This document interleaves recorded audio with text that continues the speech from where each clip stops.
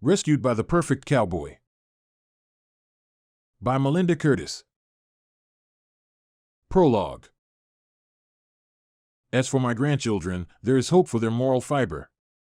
But only if they break free of the influence of my 4 failures and learn there is more to life than the bottom line.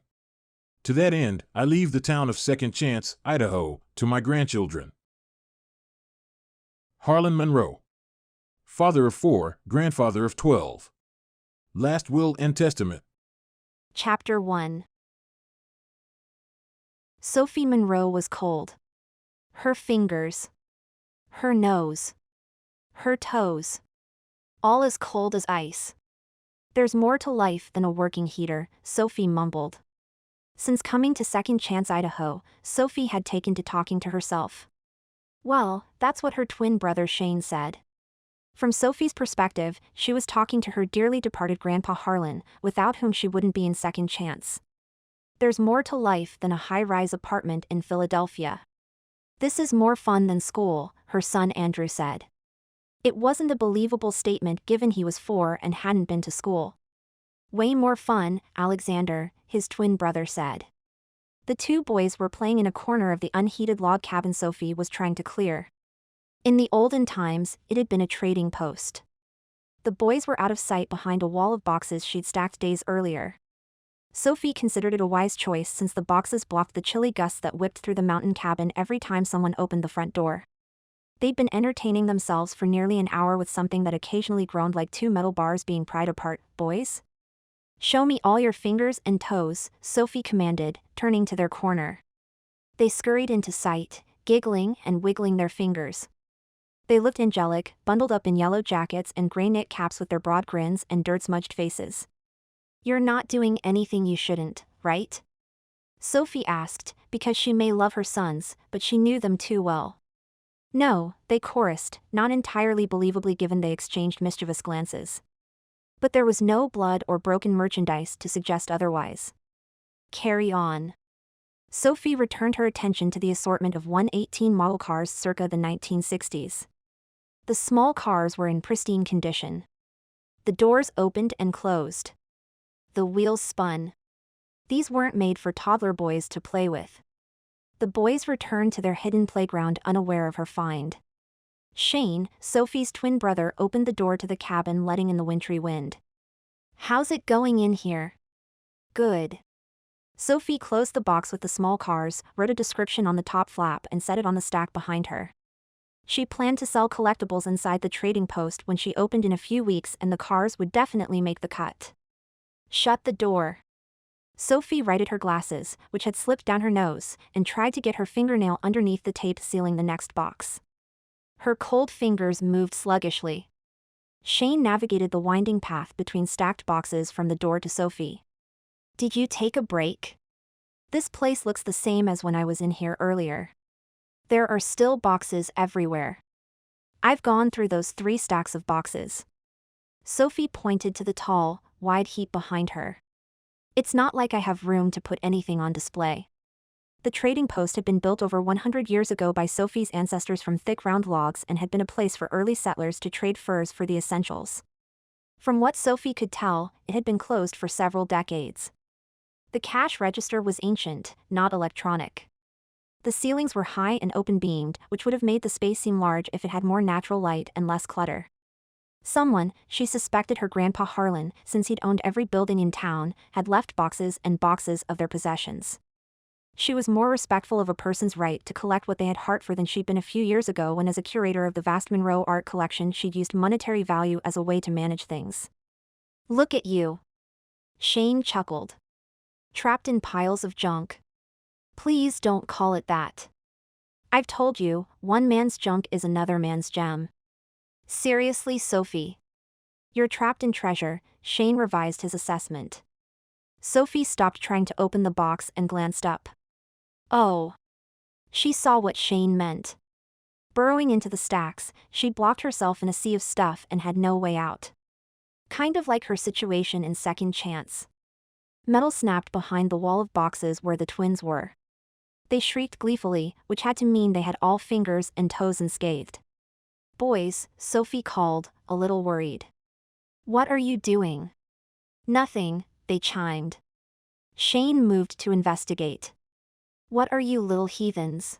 Adorable little heathens, Sophie hurriedly corrected him. Her sons were a rambunctious but lovable pair. Doing? Shane rounded the wall of boxes, let out an oath and dropped out of sight. Sophie's cold parts tingled with fear. Shane? Boys? No. Shane firmly but gently reprimanded them.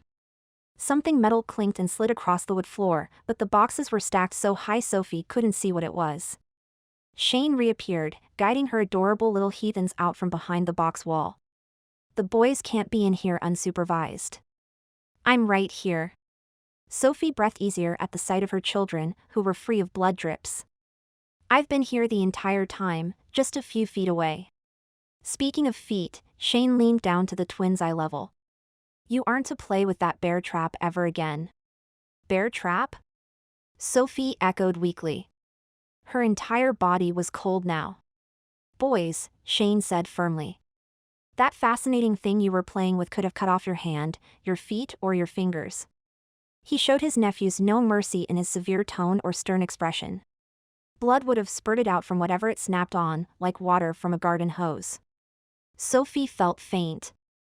And your mother couldn't have saved you because she's trapped in the midst of all those boxes. Shane didn't let up. He glowered at her, too. And there's no doctor for 100 miles, so once all your blood gushed out, you'd be dead. Dead. Hey. That was extreme even for Shane. Even considering the boys had been playing with a death trap. Sophie worked up enough saliva to swallow. Alexander's and Andrew's brown eyes were open wide and unblinking. They looked as scared as Sophie felt. Fingers and toes. They were all accounted for, thankfully. Can you imagine going through the rest of your life without your twin? Shane continued his campaign to shock the 4-year-olds. Can you imagine going through the rest of your life never talking to your brother again? Surprisingly, I can, Sophie said sharply. Enough already. That is enough for one day. Shane released her little rascals and began moving boxes out of Sophie's way. Didn't you hear them playing with the jaws of death? Rattling chains like ghosts in a haunted mansion? Vaguely. Guilt pulled at the base of her throat. Good moms didn't let their kids play with sharp objects. Good moms didn't become so distracted with work they lost sight of their kids. Good moms raised their adorable little heathens full-time. With effort, Sophie swallowed guilt back down. She loved Alexander and Andrew, but she also loved mental stimulation, being useful, accomplishing something. Good moms weren't just moms. That's enough, Shane. Sophie raised her chin and slid her glasses where they belonged. I'm a working mom fostering independence.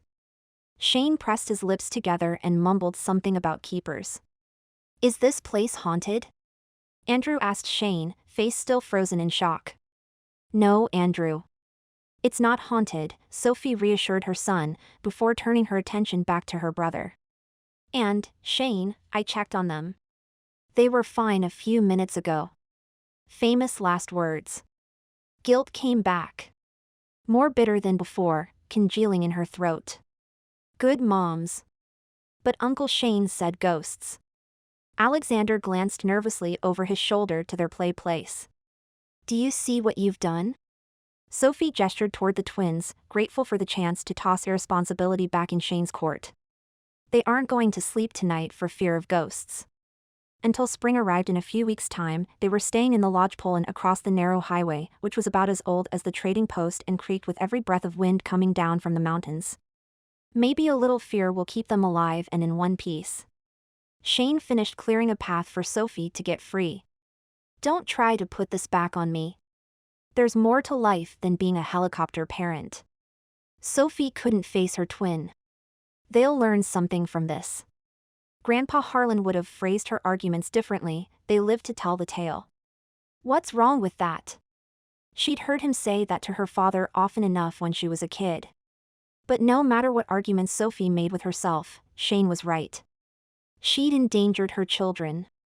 And she couldn't let it happen again. It said there was nothing prettier to a cowboy than his horse. Zeke was a cowboy, but he was going to have to disagree. Sophie Monroe was beautiful, She had short, brown hair that tended to take a charge of electricity and float around her face like a halo. Her brown eyes were big and soft, and when she was happy, they sparkled. She also had a sweet figure to match her sweet disposition.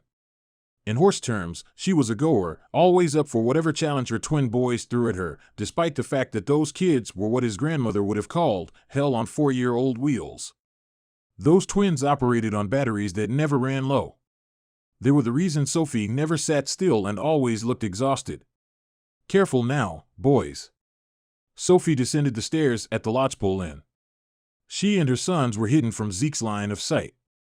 It sounded like the twins were bunny hopping down the steps. Sophie appeared, stopping on the first floor, landing in the stream of late winter sunlight coming through the front windows. She pushed up those red-rimmed glasses of hers and turned to monitor the bunnies. One hand on the rail, Andrew. That doesn't mean you can take yours off, Alexander. And then she smiled at Zeke. There was no way to deflect that smile. It hit him square in the face and dared him not to think of shamrocks and rainbows and pots of gold, all the things he'd wished for when he was a kid. Status of his childhood dreams? Abandoned. But back to the business at hand. Sophie was definitely pretty, but she was off limits to a temporarily unemployed, nearly broke cowboy with a severely broken leg. He'd introduced his truck to a tree in January and broken more than the leg below his kneecap. His truck was incapacitated, sitting in the repair bay of the garage next to the lodgepole inn, waiting for Zeke to come up with money for parts. Only Zeke was no longer able to work at the Bucking Bull Ranch. Ever since, he'd been living off his savings and renting a room in Second Chance, Idaho. Status of his bank account? Precariously low. Good morning, Zeke, Sophie said as if the day had already revealed its pot of gold. Zeke replied in kind, but Sophie had already refocused her attention to the twins and their progress to the inn's common room. He ran a hand through his short hair, torn between being grateful Sophie didn't return his interest and wondering why he seemed invisible to her. Women didn't used to ignore me. Over the years, he'd been told he wasn't a hardship to look at. Zeke backed up in his wheelchair. His leg was in a bulky walking boot, propped parallel to the floor to encourage healing. He wasn't looking his finest exactly. Oh, yeah. That explained a lot. He was missing his signature boots and a cowboy hat sitting firmly on his head. Status of his pride? Precariously low. It was hard to be studly when you could pull on only one boot. Although he'd graduated to a bulky walking brace, the doctor had recommended he keep his leg immobile as much as possible for another few days. Patience for his injury? Next to none. He was ready to make a run for it out of the lodgepole inn. Not that Zeke could afford to go anywhere. He had $25 in his wallet. Precarious and pathetic, that's what he was. Now Sophie. She came from money. Her generation of Monroes owned the small town of Second Chance. The Monroe name was attached to a movie studio, a yacht building company, oil rigs, and a string of luxury hotels. She was from Philadelphia and had probably never faced bankruptcy in her life. Even worse, Sophie had a college education. She'd earned 2 degrees in art history, of all things. She might just as well have majored in Russian. Both areas of study were foreign to him. Hurry up. Sophie gestured for her kids to reach the ground floor. Come sit on the couch while I make your oatmeal. Oatmeal. One of the boys took a flying leap from the stairs, stumbled and landed sprawling on his belly on the hardwood. He giggled, none the worse for wear, and glanced behind him. I beat you. His brother kept up the bunny hop. You have to do all the steps. He stuck his landing from one step up, raising his arms like an Olympic gymnast. I win. Both of you are winners. Sophie helped twin number 1 to his feet and herded both boys toward the couch. Now sit. Zeke nodded a greeting at the twins. They were brown-haired kids with sturdy legs and mischief in their eyes. Zeke had trouble telling them apart, seeing as how they were identical in both looks and temperament, at least to him. Alexander had a cowlick, but currently both boys had none. Their hair was wet and slicked back, and they were dressed in identical blue snow bib overalls. Sophie veered toward the alcove and the inn's small kitchenette. The twins did the church walk toward the couch, looking as well-behaved as altar boys. But as soon as their mother disappeared into the inn's small half-kitchen, they poked each other and danced around like boxers in a ring. Boys, Sophie called sternly from the alcove. I hear you. Their arms paused mid-poke. We aren't doing nothing, said one. You aren't doing anything, corrected Sophie. That's what Andrew said. Alexander, whose cowlick was making a comeback as his hair dried, grinned at Zeke before poking his twin in the belly. Oof. Andrew threw an elbow. The boys danced to the opposite end of the couch near where Zeke sat in his wheelchair with his nearly healed leg propped up and vulnerable, trapped between them and the large, stone-cooking fireplace. Sometimes kids need a little separation. Zeke said it as much to get the boys' attention as Sophie's. Thank you for the advice, Sophie called. I've got everything under control. Yes, ma'am. I'm sure you do. Zeke rolled his chair back another couple of inches, eyed the boys, who were trying to tussle in silence, and wished he had a bit of rope to lasso these misbehaving little doggies. You boys want to hear a story? The twins gave Zeke a look that managed to be half measuring and half rebellious. Around the corner of the common room in the alcove, the microwave began to hum. Is it about pirates? The boy who might have been Andrew asked, rubbing his nose. Nope. Is it about spacemen? The boy who might have been Alexander asked, scratching his cowlick. Nope. The boys exchanged glances that Zeke interpreted to be lack of interest. One of them raised a hand to get in another poke.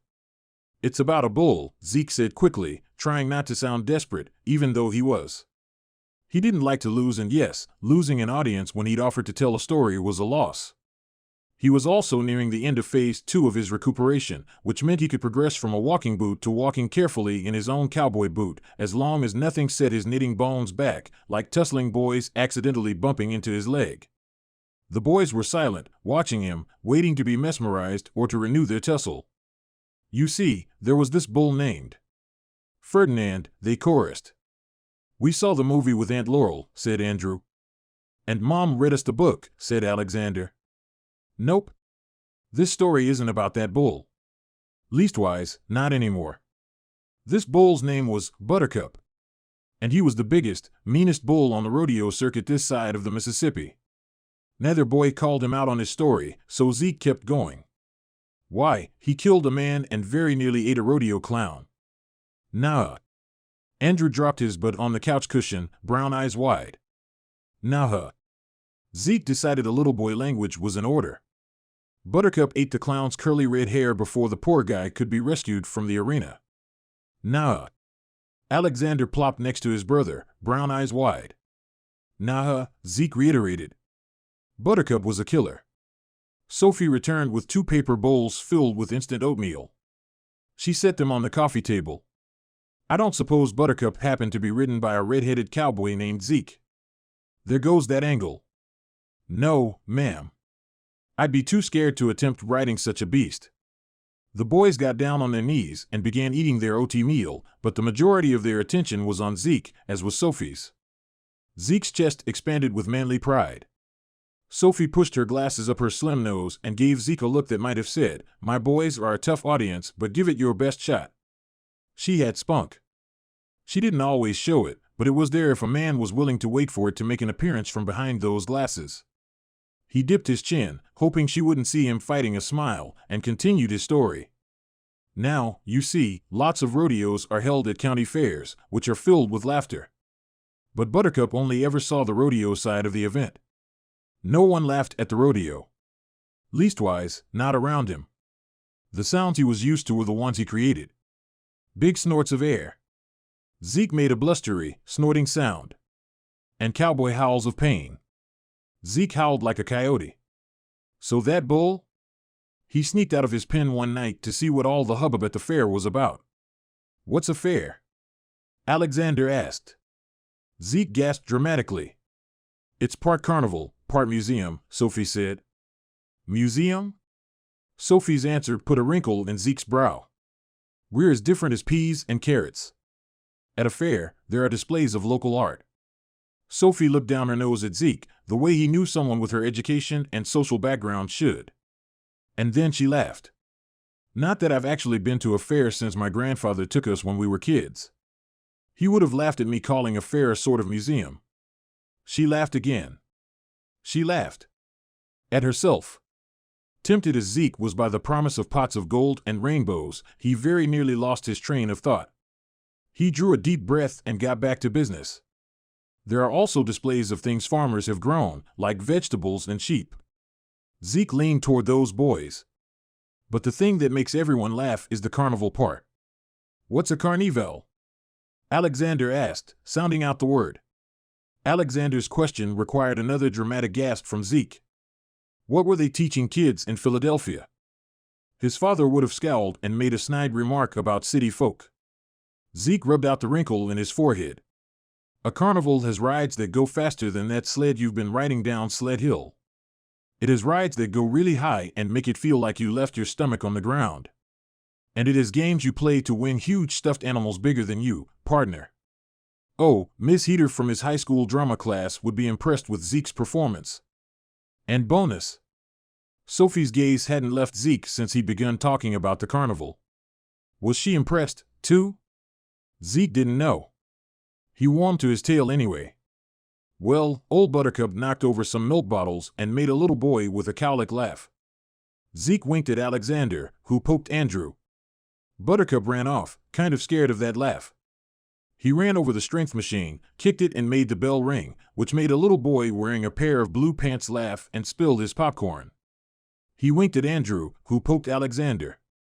Zeke continued telling the boys about the bull's made-up antics, including eating all the popcorn from the popcorn cart, keeping them entertained until their oatmeal was gone. And then Buttercup trotted back to his corral and fell asleep dreaming about laughter and bells and popcorn. Is that the end? Not only did Alexander have a cowlick, he seemed to be the future academic, like his mother, asking all kinds of questions. Zeke sat taller in his wheelchair. No, sirree. Why, the very next day there was a contest to see how long someone could ride the killer bull named Buttercup. And do you know what? What? Everyone chorused, including Sophie. Zeke suppressed a smile. There was nothing he liked better than storytelling. Except maybe riding and roping. And kissing a pretty woman, of course.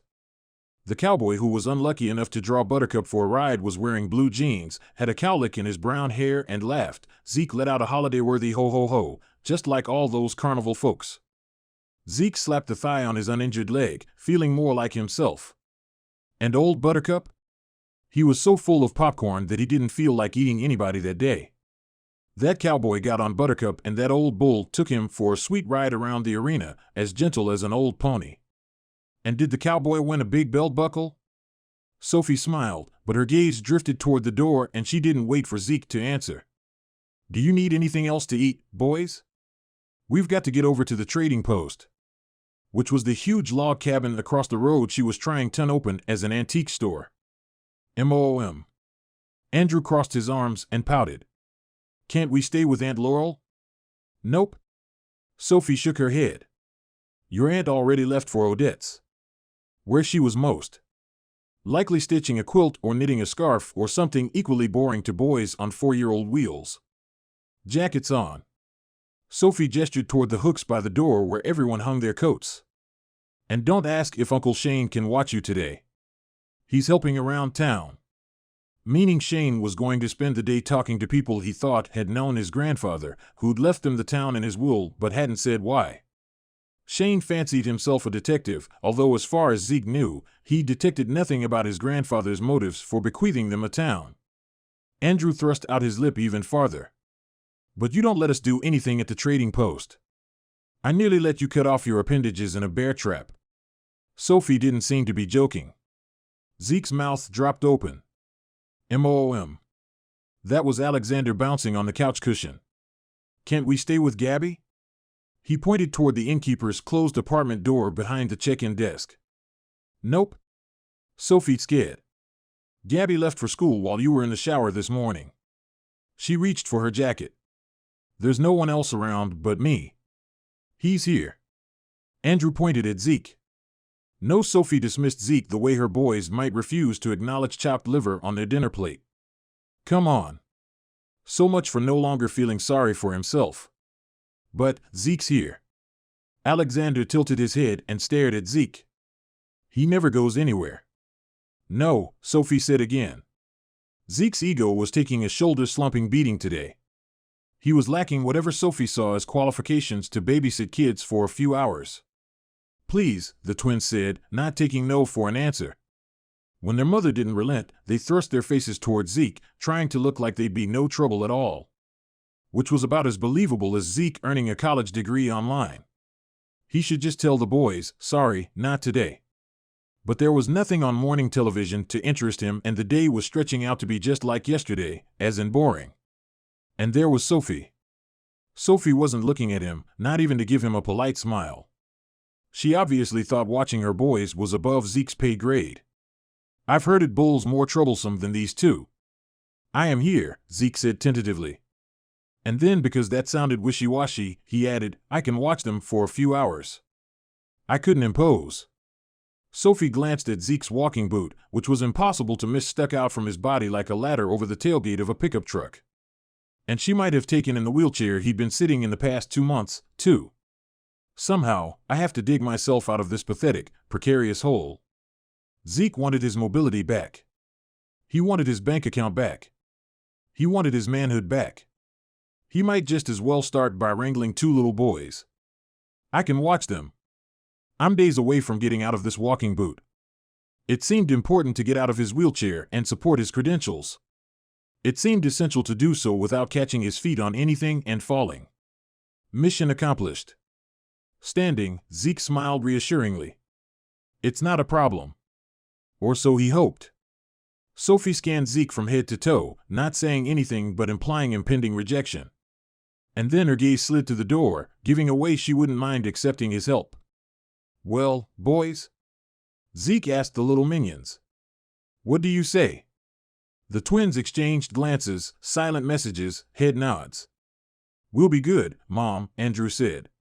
Yep. Alexander scratched his cowlick. Good as gold. Zeke didn't believe that for a minute. He'd witnessed their antics every day for nearly 2 months. Sophie pushed her red glasses up her splendid nose. Are you sure you want to do this, Zeke? Yes, ma'am. Okay. He was the object of her complete attention. But if there's any trouble at all, there won't be any trouble.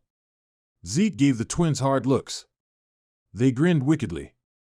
If there is any trouble, Sophie murmured, there won't be any second chances. Chapter 3. You left your adorable little heathens with Zeke? Laurel cradled her barely their baby bump beneath her unzipped teal jacket and gaped at Sophie. By choice? Yes. Doubt about her mommy skills prickled along Sophie's skin as she faced her cousin mid-morning at the trading post, holding a velvet painting of a red-headed clown and trying not to think about how cold she was.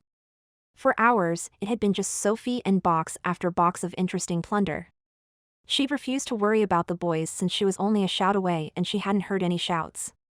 And then she'd come across the velvet painting and thought of rodeo clowns and Zeke. You left your boys with that cowboy? Odette, a lifetime resident of Second Chance, stood on the front porch, holding onto Laurel's shoulder for balance as she stomped snow from her boots. The old woman wore red snow pants that rustled with every movement and 3 layers of sweaters beneath a big green jacket. That's practically criminal.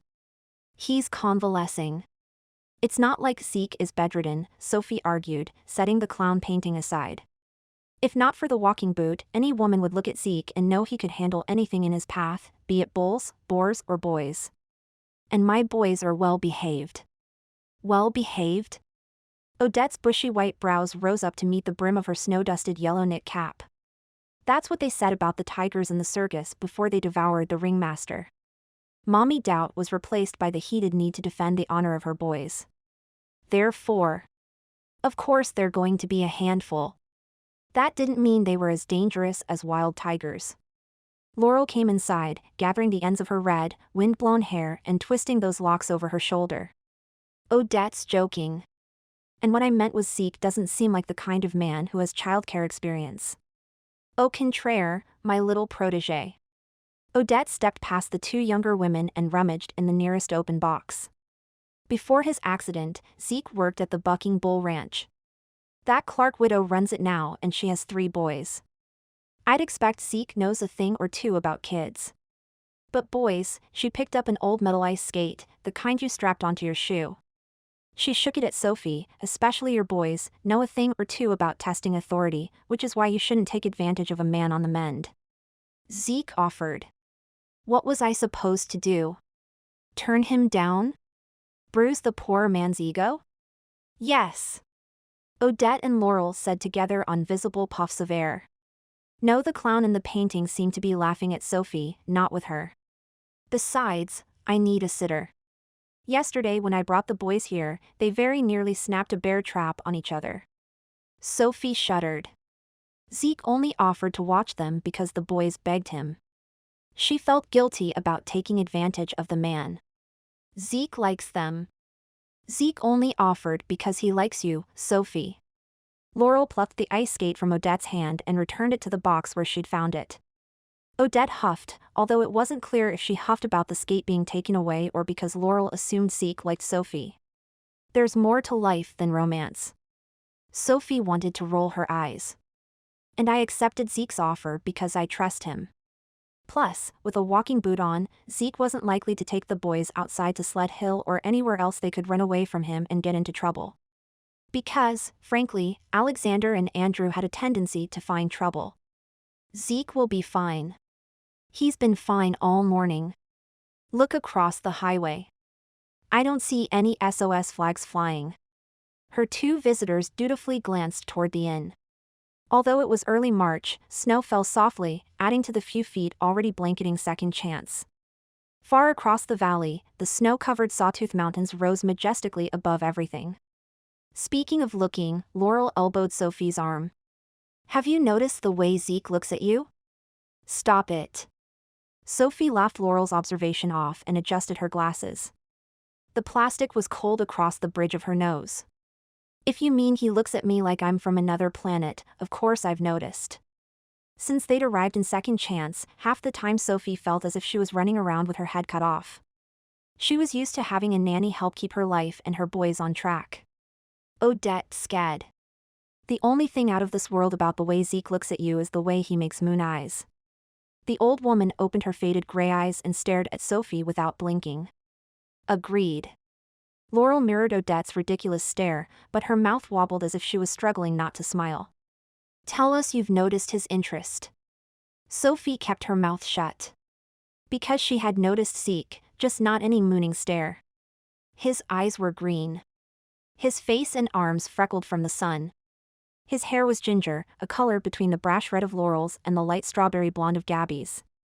He talked more than preteen Gabby, which was saying something. And he joked more than her twin brother Shane, which was hard to do. But Zeke was polite. He said, yes, ma'am, and no, ma'am. The boys could use a good influence like Zeke. She didn't mind adding the cowboy to her growing circle of friends in Second Chance. But beyond that, Sophie wasn't interested in a romance, even if Zeke wasn't a hardship to look at or be with. Part of the reason her first marriage had failed was because her interests and Frank's were worlds apart. She loved studying the stories of artifacts from the past and Frank had interest only in the background pertaining to the next ball game. Sophie had shaken her head so much in the last few minutes her glasses had drifted down her nose. She tilted her chin up to look at the two women. I won't be drawn into this argument. Besides, I'm not the type of woman a cowboy finds interesting. You're breathing, aren't you? Odette teased. Cowboys find all sorts of women interesting. I mean, I have mama curves. Sophie had always meant to lose a few more pounds, but divorce and single parenthood made the gym inconvenient. And I wear glasses. She shoved hers back up her nose. Zeke don't care about pounds and spectacles. Odette's bushy brows lowered, creasing her already creased brow. And where did you hear such nonsense? Blue eyes blazing, Laurel looked ready to start a fight with someone. If you tell me that deadbeat ex-husband of yours told you your mama curves and glasses weren't attractive, I might have to. Please. Can we talk about something else? Sophie had enough on her plate without complicating it with a side of man. I'm assuming you're over here because you want me to help with the mercantile. Which was next door, at least 50 years newer than the trading post and built of bricks. Laurel planned to open her shop and sell quilts, local artwork and other handmade goods. I need something moved. Laurel smiled sheepishly. Being pregnant with twins meant she couldn't lift anything. Odette can help, but I can't find Mitch. Mitch being Laurel's fiancé and the innkeeper, although he wasn't Laurel's baby daddy. Sophie narrowed her eyes. Is this the steamer trunk? The one with all those vintage Levi's you found? Laurel nodded, apologizing with her eyes. The same trunk I moved with Mitch yesterday? Sophie planted her hands on her hips. The same trunk I helped move 3 times in as many days? Yes. Laurel wouldn't look at Sophie. Who wasn't going to agree to help so easily? Is there a reason you keep wanting it moved? Laurel stuck her chin out. It never looks right. She's nesting, Odette said kindly. She'll change her mind several more times before she has those babies. Sophie didn't have the luxury of changing her mind. There was too much to do in the trading post, too many things to look at and think about and wonder if she could find them a good home. A home Grandpa Harlan would approve of. What's wrong? Laurel laid a gloved hand on Sophie's shoulder. I thought this would be more like cleaning the boys' room. Sophie was horrified to find tears filling her eyes. It's more like a hoarder's wormhole. I don't think I'll be able to open when you do. She could sort through the boxes for only a few hours a day because the boys couldn't be counted on to stay out of trouble. And she hadn't cleared boxes away from the fireplace in the back or from the few wall heaters, so she couldn't keep the place warm. No one says we have to open on a certain date. Laurel hugged her. I'll wait for you. Odette is helping me create an amazing crazy quilt. And with wedding planning and babies on the way, I've got a lot to do. No one says you have to open at all, Odette grumbled. She was uncomfortable selling her wares, although her quilts and knitted items were of the highest quality. She'd agreed to feature her work in the mercantile only because she was fond of Laurel. People don't need to stop in Second Chance. We've got enough people here already. Despite Second Chance being located at a crossroads of 2 narrow mountain highways, few people found it interesting enough to stop and eat at the diner, buy snacks or gas at the general store, or stay the night at the inn. The town needed the commerce Sophie's and Laurel's stores would bring. Ignoring the feisty woman, Sophie squeezed her cousin tight. But we agreed. Sophie? Shane appeared in the doorway. He took one look at her and nudged his way past Laurel to give Sophie a hug. You look like you need a break, a latte, and a massage. Sophie sighed. Her twin was good at reading her moods. If only there was a place in Second Chance to get a decent latte and a spa treatment. Sophie may have been whining, but she felt better after those 2 hugs. Odette edged past Shane to get closer to Sophie. Worries are nothing a nice hot bath won't solve. That might have been the kindest thing the old woman had ever said to Sophie. She brushed her gloved hand over Sophie's cheek and gave a curt nod. That's better. I wasn't sure if you had a streak of dirt or a cobweb on your face. It was a cobweb. EW. Sophie scrubbed her face with her hands. Shane had backed up to give Odette room to reach Sophie.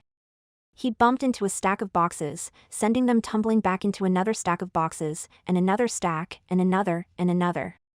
Boxes keeled over like well-placed dominoes. Sophie's shoulders sank. This is going to set me back. When the thunder inside the fur trading post stopped rumbling, Sophie looked at what the collapse had revealed. Spilled contents. A jumble of loose items. And she hooped. Climbing over boxes, a wagon wheel and a pair of boat oars, Sophie reached the item that had caught her eye. Her find was so heavy, she couldn't lift it. Shane, come get this. She had to backtrack so that Shane could reach her newest treasure. I don't know why you're so excited. Shane reached into the jumbled mess. It's just a big old bell. It's an Asian elephant bell. Uncaring of the cold, the mess or her image, Sophie danced with excitement. They hung these around an elephant's neck so they could locate them in the jungle when they were needed. Shouldn't that be in a museum? Laurel asked, tracing the engraved markings on the rim. Sophie shrugged. Or featured in a private collection. Regardless, it's going to find a new home where it can be loved. That was Sophie's goal for everything she sold, to be cherished the way she wanted to be. The last time Zeke had wrangled a 4-year-old, it had weighed a ton and had 4 legs. That bull had been easier to negotiate with than Sophie's twins. I want to be the red checker. Alexander raised his voice loud enough to shake the timbers above them. I'm red. Andrew was just as determined, but he had an advantage. He had all but one red checker hugged to his chest. Red always wins. Not always. Zeke's murmured comment went unnoticed. I'm red. No, I'm red. Sitting in a wingback chair at the end of the coffee table in the inn's common room, Zeke put his thumb and forefinger in his mouth and whistled. That silenced both boys and sent 4 red checkers tumbling to the wood floor around the common room's coffee table. Andrew body-blocked his brother and scooped them back up. Zeke sighed. If he hadn't broken his leg, he'd be out riding and rounding up strays on this snowy day. Instead, do you boys know what taking turns means? It means I go first. Alexander clutched the one checker in his possession. It's not your turn to go first, Andrew said stubbornly. I guess we'll have to use my method to decide. Zeke scratched the back of his neck. Which one of you is taller? The bigger twin can go first. They both drew themselves up as tall as they could. That's a tie. Because Zeke couldn't count Alexander's cowlick. Zeke fought a smile. For all the boys were a handful, they were amusing, too. Which one of you has a larger nose? They stared at each other's faces. Andrew might have giggled, but he caught himself quickly. That's a tie, too. They were identical and had the same button nose. Okay, which one of you has bigger feet? They shoved their feet next to each other on the wide wood planks. They're the same. Alexander grinned. Because we're twins. Andrew grinned. Let me get this straight. Zeke grinned, too, leaning forward in his chair. You two scamps are alike in every way? They nodded, brown eyes wide. Well, then, Zeke sat back, prepared to deliver a lesson his grandmother would have been proud of. If neither one of you can share, then you both must be mean. Zeke sucked in a breath. Had he really meant to say that? He sounded like he was channeling his father, the bitter man whose wife had left him, rather than his kind-hearted, dearly departed grandmother. Before he could soften his words, the twins responded. I'm not mean. Andrew clutched his checkers closer to his chest. Me either. Alexander put his red checker on the board.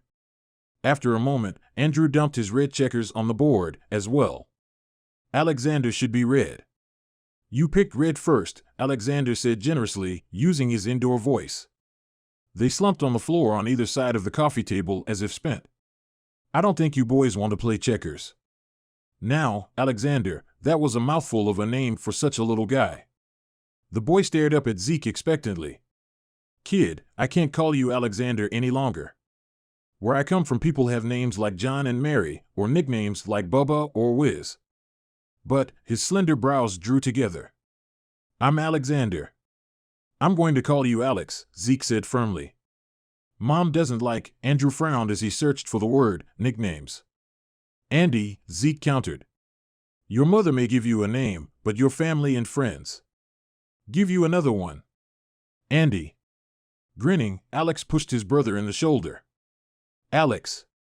Andy pushed back, smile splitting his little cheeks. Now, Zeke said before things dissolved into another fight. Alex and Andy, what do you say we play a game of hide-and-seek? The twins glanced around the room as avidly as if they were searching for presents beneath the Christmas tree. There weren't many places to hide. There was a long, low couch with a blue and brown quilt over the back, a couple wingback chairs that wouldn't provide much cover. The check-in desk was perpendicular to Zeke, offering no place to hide. Mitch, the innkeeper, had an apartment behind the desk, but that door was closed. There was a half-kitchen around the corner of the fireplace wall. Slim pickings for a game of hide-and-seek. I've got rules, Zeke said, not that the boys would follow them. Boundaries of where to hide. We can play hide-and-seek in my room. He gestured with his thumb to the doorway behind him. Or in this room. He used both forefingers to point at the ceiling. Or in your room upstairs. I call dibs on hiding behind our bed, Andy said to his brother. Alex made a disappointed noise. I wanted to hide there. I hope you both hide there, because it'll make it easier for me to find you. These boys were soft. and they lacked imagination. I'm going to close my eyes and count to 20, and then I'm going to come find you. Zeke covered his eyes with one hand and began counting slowly. 2 pairs of feet pounded up the stairs, most likely to hide on the far side of their bed. 2 pairs of feet ran down the hall. A door opened and slammed shut. Zeke finished counting and removed his hand from his eyes. Gabby, Mitch's daughter and the inn's resident preteen, came out of her family's apartment and sat at the check-in desk with her laptop. Aren't you going to go look for them? Her father appeared in the doorway behind her. You're missing the point, Gabby. Mitch beamed. Parents encourage kids to hide and then take their own sweet time finding them. It's called a parental breather. That's cruel. Gabby tucked a loose strand of strawberry blonde hair behind her ear and then narrowed her eyes. Wait. Is that why it took you forever to find me, Dad? I thought I was practically unbeatable at hide and seek. I'd never crush your childhood belief, honey. Mitch flashed Zeke a conspiratorial smile that disappeared almost as quickly as it came. You shouldn't have let them hide upstairs. You shouldn't be walking that far. I've got to start walking longer distances sometime. Zeke got to his feet and took a few steps. His cowboy boot had a short heel and a stiff sole. His walking boot had a thick flat sole. In theory, they should have been the same height. In theory. His walking boot seemed taller than his cowboy boot, making his gait uneven. Geez, look at yourself. I'll go find them. Mitch crossed the room, glancing around. Where's your wheelchair? You should be sitting with your leg propped up. Zeke's pride had required him to put the chair away. I thought you were a lawyer in a former life, not a doctor. Mitch smirked. Seeing as how our doctor left town and I've helped care for you since your hospital release, I'm allowed to ask. Ask all you want. Zeke walked a few more steps toward the stairs, feeling as graceful as a newborn steer. I retired the chair. It was time. Have you both forgotten the twins are hiding and you finished counting? Gabby sounded put out. Never mind. I'll go find them. That doesn't seem fair, Zeke said, although he was relieved by her offer, given his unsteady gait and the steep staircase. I'm the one who asked them to hide. After what my dad admitted to, I'm going to have to reevaluate my entire childhood. Gabby climbed the stairs with cat-like feet. Likewise, she and Shane were able to traverse the stairs and the second floor like ninjas, having made a mental map of the squeaky floorboards. Now might be a good time to get a cup of coffee. Mitch nodded toward the alcove and the coffee maker. Before they bunny-hopped back downstairs. True that. Zeke limped toward the alcove. Mackenzie Irving entered the inn, hanging onto the doorknob to keep the wind from slamming it against the wall. Zeke, I finally found the parts we need to fix your truck. Here's my estimate. Mac ran the general store and repair garage in town. She closed the door and crossed the room to hand Zeke a piece of paper. He risked a glance at the total and swallowed. Other than word problems, he'd always been good at math. But he didn't like the way these numbers added up. Isn't your insurance paying for repairs? Mitch peeked at the total. Not all of them. My truck is so old my insurance totaled it. They'd sent him a check, which had barely covered repairing the axle and drivetrain. That left him to pay for the radiator, grill, bumper, and replacement airbag. I'll purchase the parts as soon as you give me a down payment, Max said cheerfully. She could afford to be cheery. Between the Monroes in town for the winter and Zeke's accident, her business was up. Give me a few days. Zeke thanked Mac for her diligence. His truck was nearly 2 decades old and parts weren't easy to find. 25% and I'll place that order. She tossed her thick brown braid over her shoulder and left. Zeke stared at the estimate. I need to get a job. Because the only things he had left to sell of any value were his horse and his saddle. Sell them? Not on his life. Zeke turned to Mitch. I don't suppose you're hiring. Although the doctor had told Zeke he could remove the bulky walking boot this week if he wore his cowboy boots, Zeke knew his leg wasn't strong enough to return to the bucking bull and ride. I'm not hiring, but maybe Ivy needs help at the diner. Mitch didn't try to hide his skeptical glance at Zeke's walking boot. Are you sure you're ready to re-enter the workforce?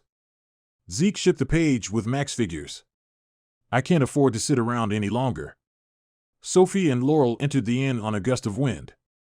Snowflakes settled at their feet. Sophie carried what looked like a large framed picture.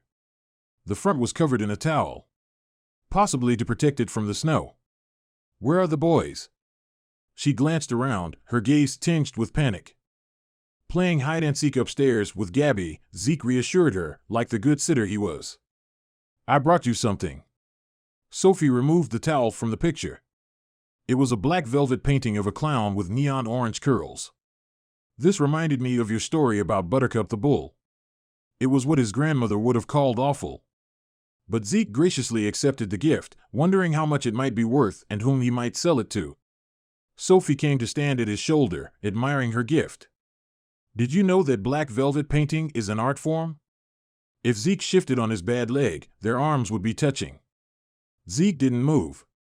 But she did, inching closer to touch the top corner of the frame with her fingers. It began south of the border and requires a delicate stroke of a brush with just the right amount of paint. Not too much. Not too little. Sophie glanced up at him through those red-framed glasses that made her brown eyes look huge. He made a noise that was supposed to indicate interest in her expertise, but it came out like the contented wheeze of a hog in a bog. She moved away, not that he blamed her. "You always know the weirdest things about things, Sophie." Laurel shed her jacket and knit cap, freeing her bright red hair. She gave Mitch a hug and kiss.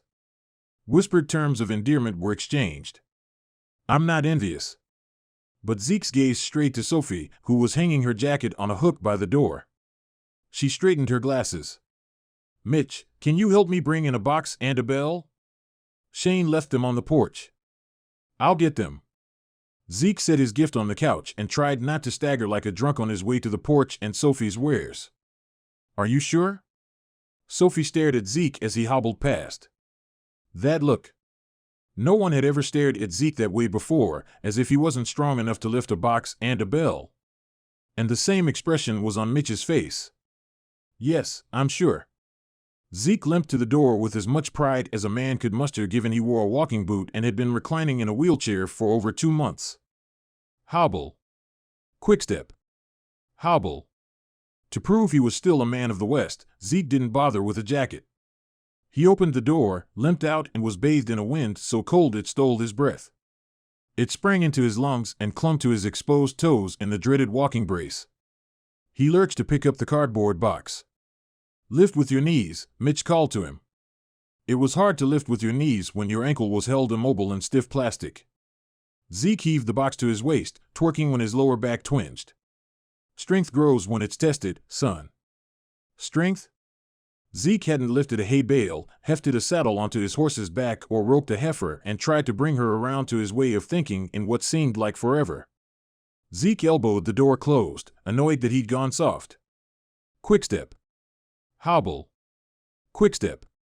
It seemed like it took forever to get the box to the large, sturdy coffee table in front of the fireplace. "What's in here?" "A collection of bells?" He straightened, back cracking loudly. "Is someone making popcorn?"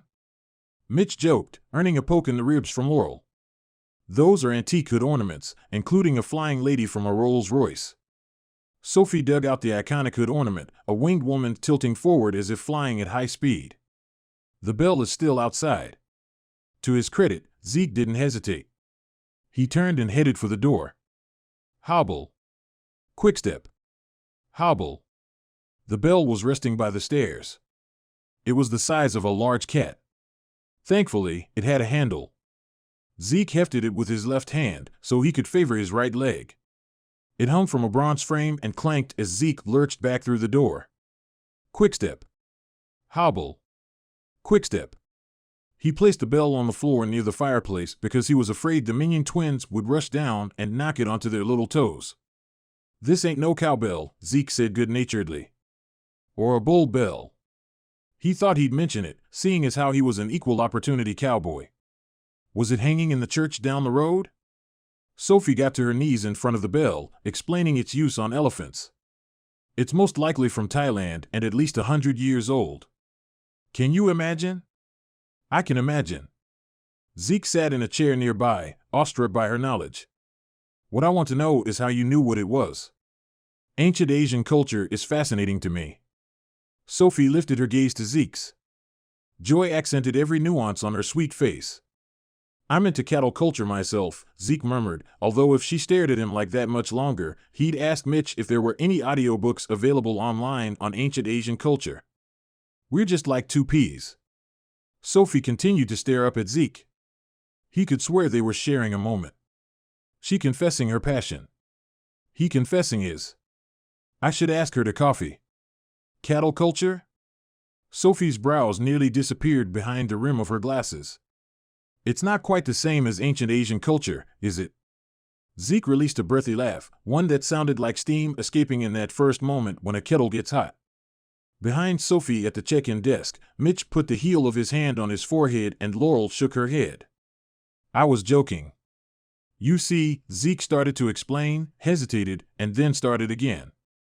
I meant we each had a fascination with something we were passionate about. Me, with cattle. You, with ancient Asian culture. Oh.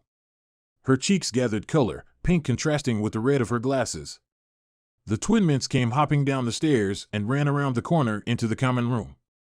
Mom, they cried, knocking Sophie to the ground and piling on top of her. Boys. Zeke hadn't moved so fast since before his accident. He stood and pried them off Sophie by the waistband of their snow bibs. That's how people get hurt. They stared up at him, wide-eyed, as if no one had ever pulled them away from something they wanted before. It's okay.